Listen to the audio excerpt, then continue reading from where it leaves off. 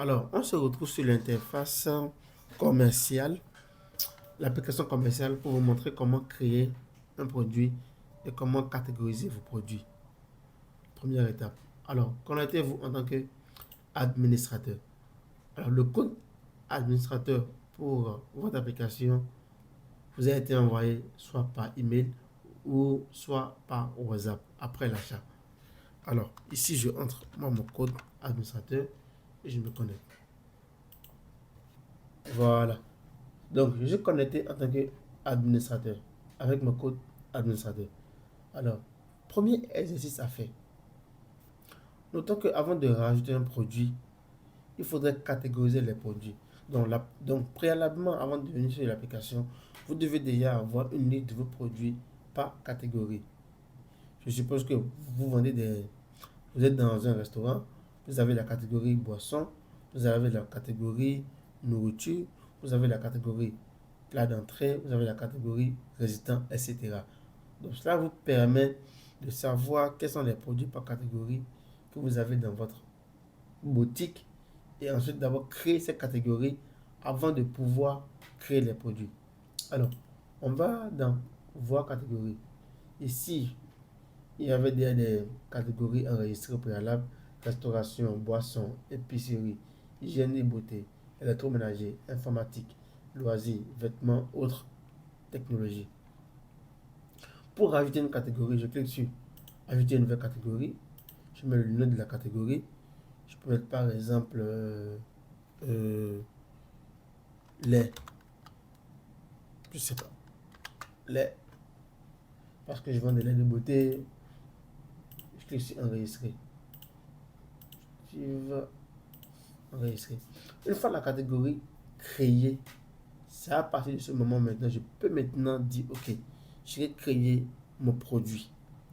Parce que le produit sera mis dans une catégorie bien définie. Alors là, je clique sur ajouter un produit ici. On me demande des informations basiques. Nom du produit, quantité du produit, la catégorie du produit, ce qu'on vient de créer.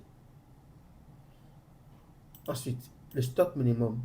Le stock minimum, c'est la quantité de stock à partir du moment où une vente ne pourra plus être effectuée. Ou c'est à partir du moment où vous allez commencer à recevoir des alertes pour vous dire que votre stock est en train d'aller en rupture. Donc, veuillez faire de l'approvisionnement. Alors, le prix d'achat. Ici, le prix d'achat n'est pas obligatoire, mais quand même, elle vous permettra de dégager le prix, le bénéfice net sur la vente. Alors, ici, le prix d'achat comprend déjà toutes les tracasseries effectuées au niveau de l'acquisition du produit. C'est-à-dire que j'ai payé le produit chez le fournisseur, après, j'ai payé le livreur, après, j'ai payé les frais de transport, etc., etc. C'est tout ce calcul que vous devez faire au préalable avant d'enregistrer le produit ici. Je suppose que j'ai pris un produit qui s'appelle souris. J'ai pris 100, catégorie informatique, stock minimum. Je suppose que bon, à partir de 5, on doit déjà me dire que mon produit est en rupture de stock pour que je fasse l'approvisionnement. Le prix d'achat de produits d'une souris, je suppose que c'était à 100 francs. Je l'ai pris en Chine par exemple. Je suppose qu'elle était à 100 francs. Ok, plutôt que de mettre 100 francs ici, je ne mettrai pas les 100 francs parce que j'ai probablement payé les frais de transport, les frais de livraison, etc. Donc je calcule tous ces frais et je définis maintenant le prix d'achat d'un produit. Ce qui va me revenir peut-être à 600. Et ensuite je dis que ok, ce produit je le vendrai à 1500. Et l'application directement me calcule le bénéfice sur ce produit et me dit que je dois gagner 900 sur la vente. Alors, ce sont les informations basiques pour un produit. On peut s'arrêter là. Mais si vous avez besoin d'autres informations, vous pouvez cliquer sur afficher des informations supplémentaires. En cliquant sur ça, il y a le nom du fabricant que vous pouvez mettre, la marque du produit que vous pouvez mettre, HP, non, la Chine par exemple, HP, le code du produit pour les tickets de code, la référence du produit. Ensuite, la description du produit. Si vous avez envie de faire une description, vous le mettez. Et la photo du produit. Et ensuite, elle sera vendue en gros ou en détail. Donc, moi, je vais m'arrêter sur le basique, qui sont ces informations-là. Je fais enregistrer. Produit enregistré. Et du coup, je viens sur le produit, qui est souris. Alors, je peux cliquer sur, si je veux modifier le produit, je clique sur souris, le nom. Je viens ici modifier au niveau de la marque. Je peux mettre par exemple HP, puisque je n'avais pas mis. Après, il enregistre. Donc, ce produit a été enregistré.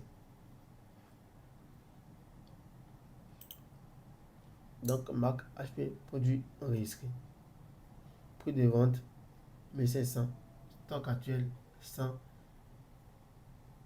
La valeur totale qui est affichée ici, c'est la valeur liée au prix d'achat. Puisque c'est ça qui est dans mon stock actuellement. Le prix d'achat était de, on peut le cliquer pour voir, était de 600 francs et il y a 100 à l'intérieur. Donc 600 fois 100, ce qui me donne les 600 000. Alors lorsque vous avez enregistré tous vos produits, vous pouvez bien évidemment les imprimer pour voir votre valeur globale dans votre stock.